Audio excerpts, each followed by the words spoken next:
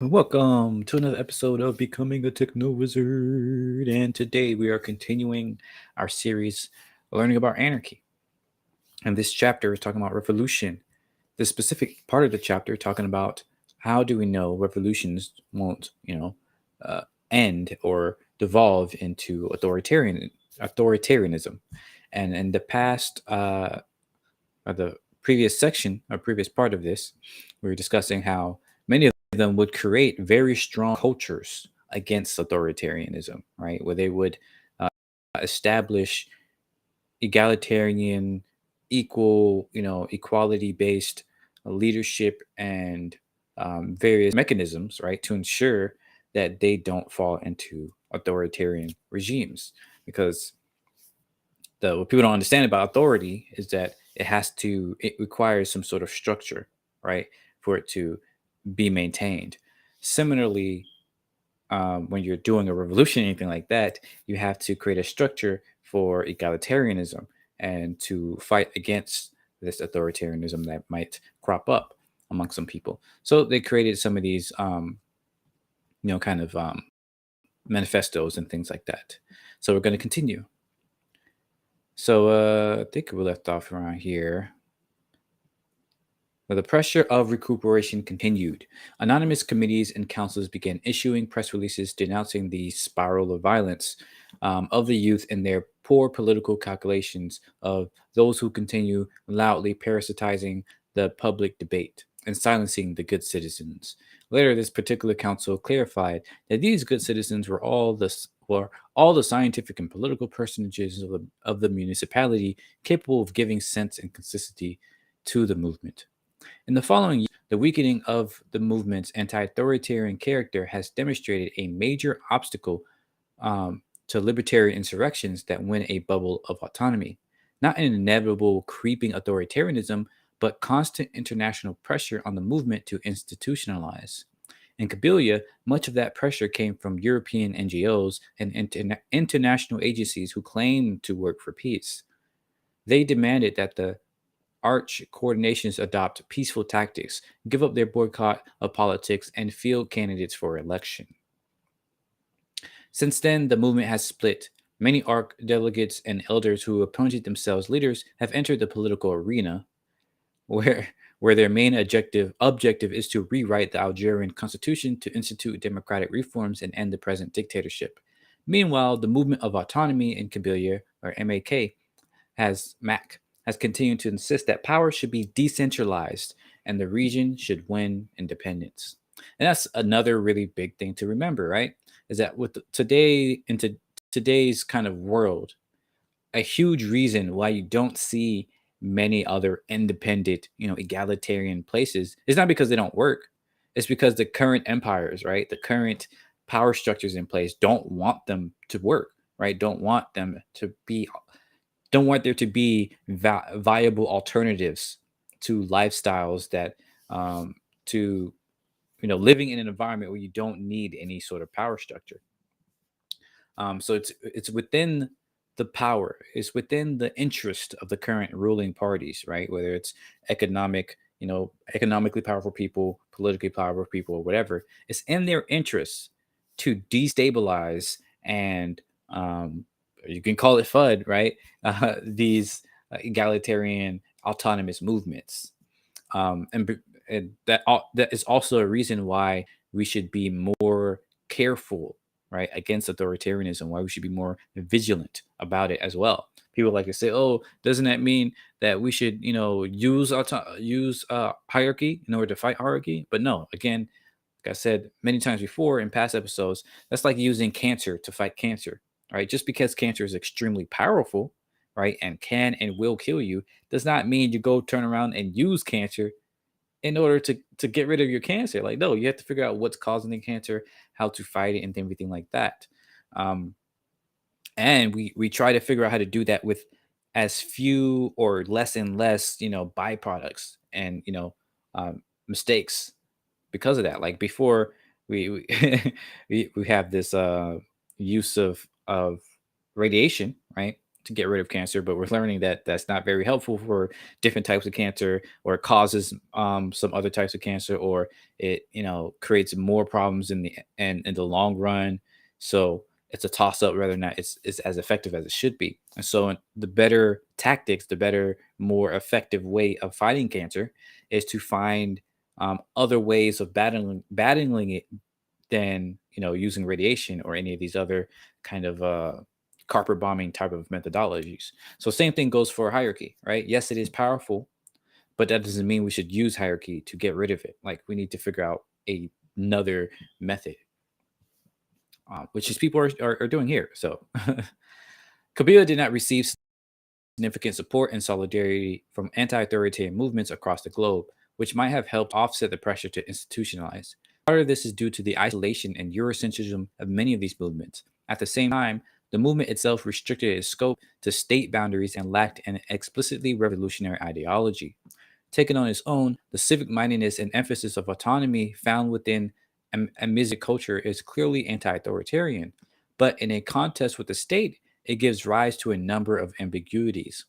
The movement demands, if fully realized, would have made government impractical, and thus they were revolutionary. However, they did not explicitly call for the destruction of the power, and thus left plenty of room for the state to reinsert itself in the movement. Even though the Code of Honor exhaustively prohibited collaboration with political parties, the movement's civic ideology made such collaboration inevitable by demanding good government, which is, of course, impossible, a code word for self deception and betrayal. This is another great point, right? We see this all the time. The difference between, even in America, right?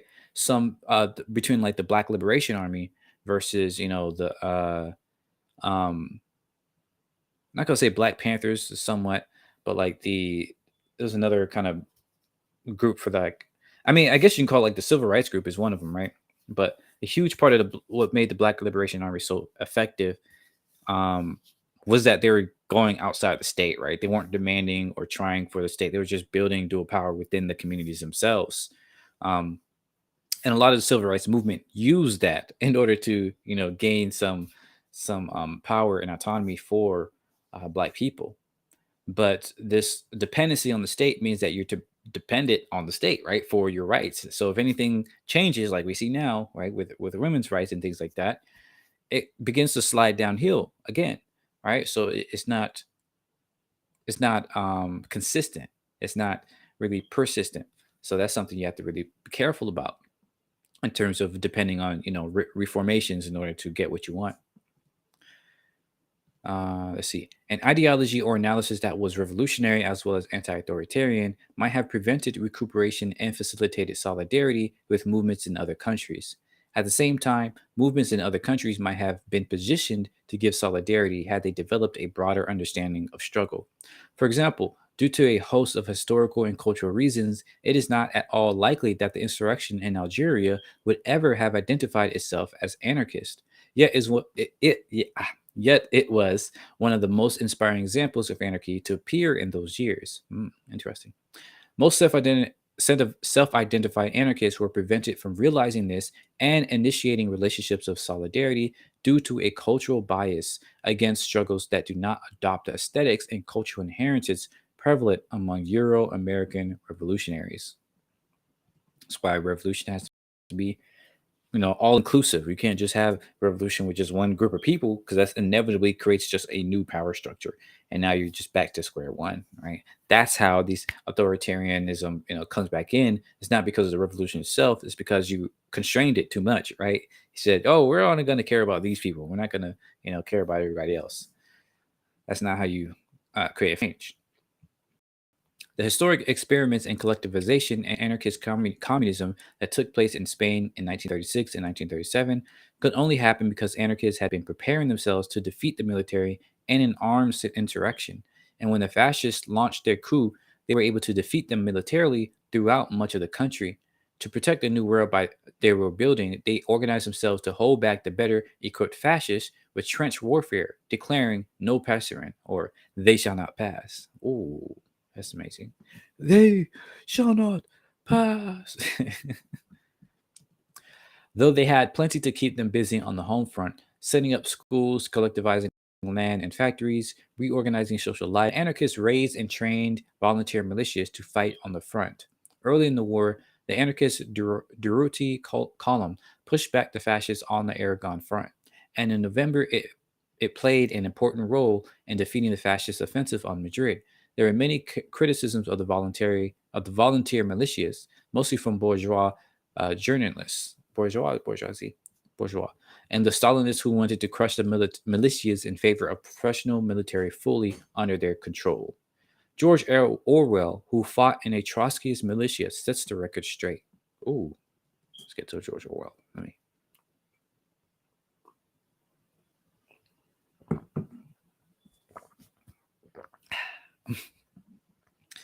George Orwell says, everyone from general to private drew the same pay, ate the same food, wore the same clothes, and mingled on terms of complete equality. If you wanted to slap the general commanding the division on the back and ask him for a cigarette, you could do so, and no one thought it curious. In theory, at any rate, each militia was a democracy and not a hierarchy. They had attempted to produce within the militias a sort of temporary working model of the classless society. Of course, there was not perfect equality, but there was a nearer approach to it than I had ever seen or than I would ever have thought conceivable in time of war. Later, it became the fashion to decry the militias and therefore to pretend that the faults which were due to a lack of training and weapons were the result of equalitarian system. Actually, a newly raised draft of militia was an undisciplined mob, not because the officers called the privates comrade, but because raw troops are always an undisciplined mob. The journalists who sneered at the militia system seldom remembered that the militias had to hold the line while the popular army was training in the rear. Mm. And it is a tribute to the strength of revolutionary discipline that the militia stayed in the field at all. For until about June 1937, there was nothing to keep them there except class loyalty. A conscript army in the same circumstances, with its battle police removed, would have melted away. At the beginning, the apparent chaos, the general lack of training, the fact that you often had to argue for 5 minutes before you could get an order obeyed, appalled and infuriated me. I had British Army ideas, and certainly the Spanish militias were very unlike the British Army. But considering the circumstances, better. They were better troops than one had any right to expect. George Orwell, y'all. Interesting. Orwell revealed that the militias were being deliberately starved of the weaponry they needed for victory by a political apparatus determined to crush them. Notwithstanding, in October 1936, the anarchists and socialist militias pushed the fascists back on the Aragon front, and for the next 8 months they held the line until they were forcibly replaced by the government army. The conflict was long and bloody, full of grave dangers, unprecedented opportunities, and difficult choices. Throughout it, the anarchists had to prove the feasibility of their ideal of a truly anti-authoritarian revolution. They experienced a number of successes and failures, which, taken together, show what is possible and what dangers revolutionaries must avoid to resist becoming new authorities. Whew, this is a long section. Behind the lines, anarchists and socialists seized the opportunity to put their ideals in practice. In the Spanish countryside, peasants expropriate, expropriated land and abolished capitalist relations. There is no uniform policy governing how the peasants established anarchist communism. They employed a range of methods for overthrowing their masters and creating a new society. In some places, the peasants killed clergy and landlords, though this was often in direct retaliation against those who had collaborated with the fascists or the earlier regime by giving names of radicals to be arrested and executed. In several uprisings in Spain between 1932 and 1934, revolutionaries had shown little predisposition to assassinate their political enemies. For example, when peasants in the Andalusian village of Casas Viejas had unfurled the red and black flag, their only violence was against land titles, which they burned. Neither political bosses nor landlords were attacked. They were simply informed that they no longer held power or property.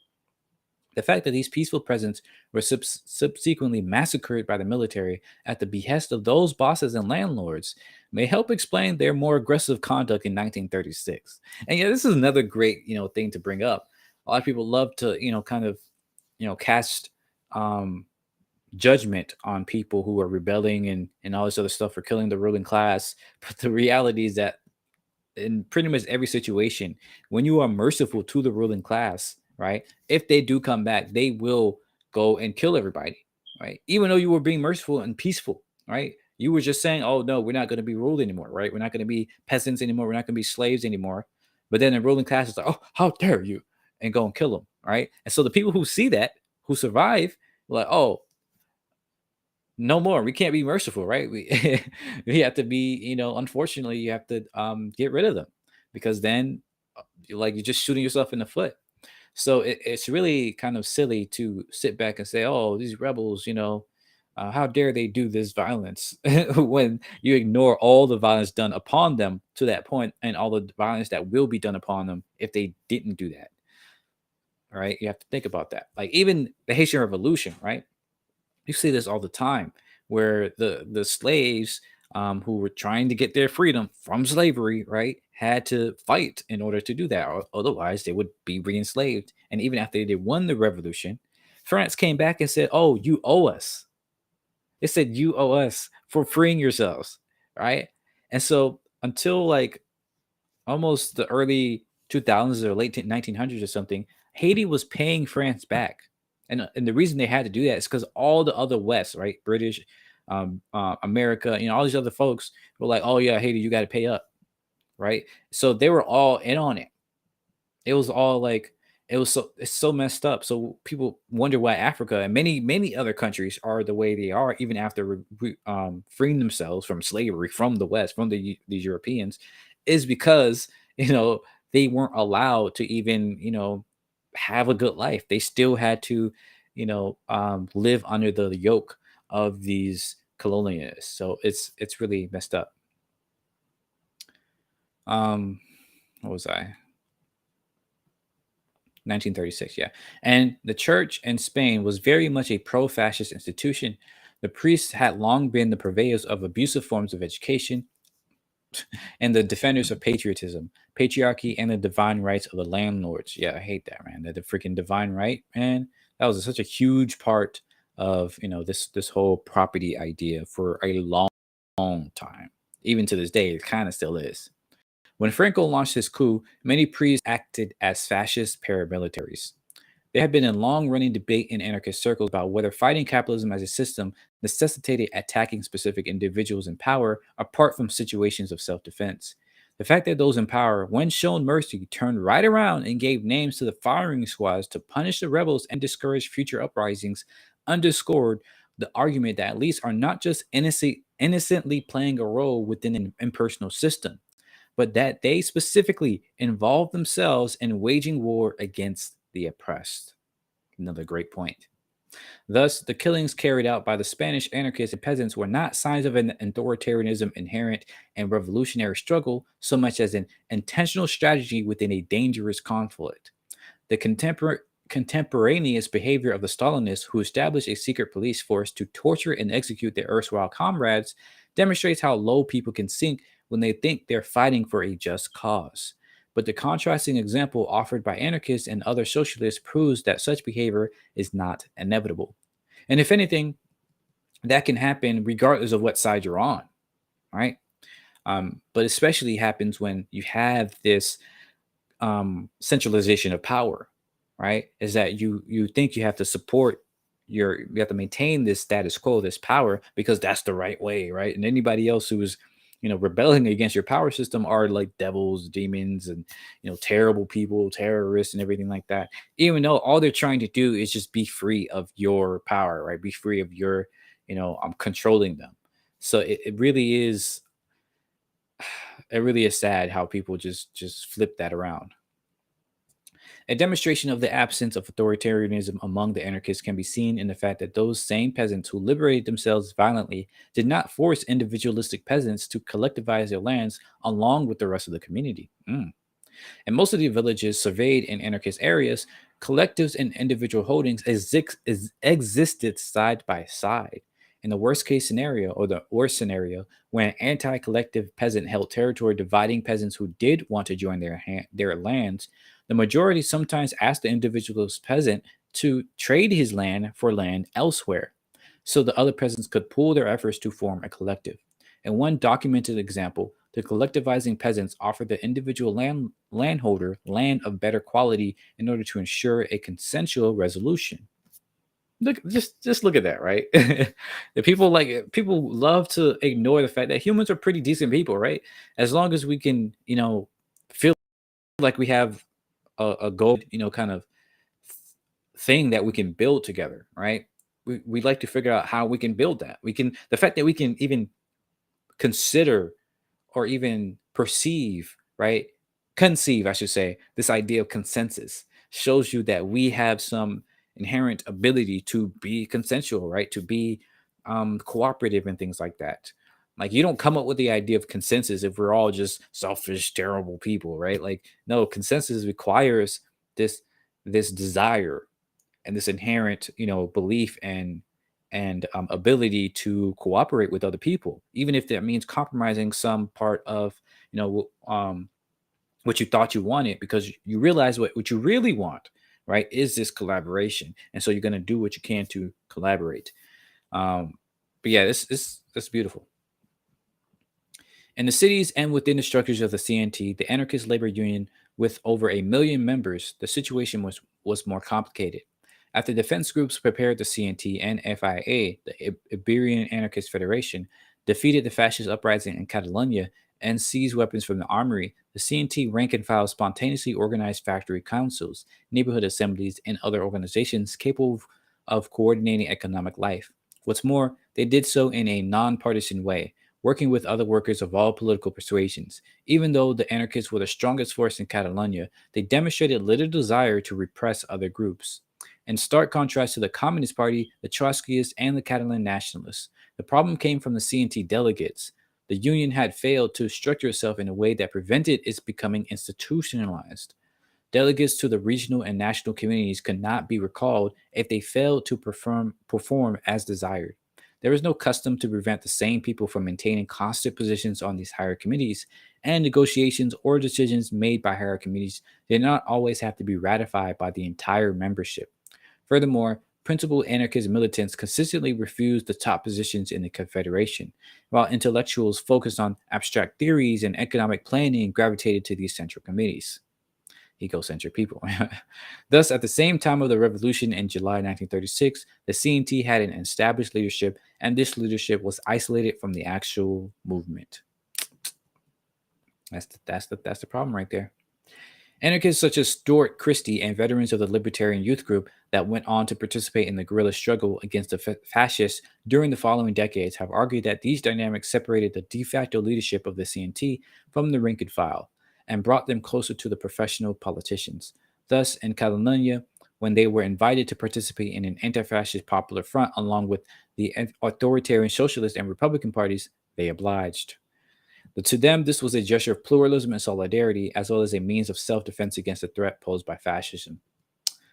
But really, it was just, allowing the fascists in. Their estrangement from the base prevented them from realizing that the power was no longer in the government buildings. It was already in the street and wherever workers were spontaneously taking over their factories. Ignorant of this, they actually impeded social revolution, discouraging the armed masses from pursuing the full realization of anarchist communism for fear of upsetting their new allies. In any case, anarchists in this period faced extremely difficult decisions. The representatives were caught between advancing fascism and treacherous allies, while those in the streets had to choose between accepting the dubious decisions of self appointed leadership or splitting the movement by being overly critical. But despite the sudden power gained by the CNT, they were the dominant organized political force in Catalonia and a major force in other provinces. Both the leadership and the base acted in a cooperative rather than a power hungry manner. For example, in the anti fascist committees proposed by the Catalan government, they allowed themselves to be put on an equal footing with the comparatively weak Socialist Labor Union and the Catalan Nationalist Party. One of the chief reasons the CNT leadership gave for collaborating with the authoritarian parties was that abolishing the government in Catalonia would be tantamount to imposing an anarchist dictatorship. That's literally an oxymoron.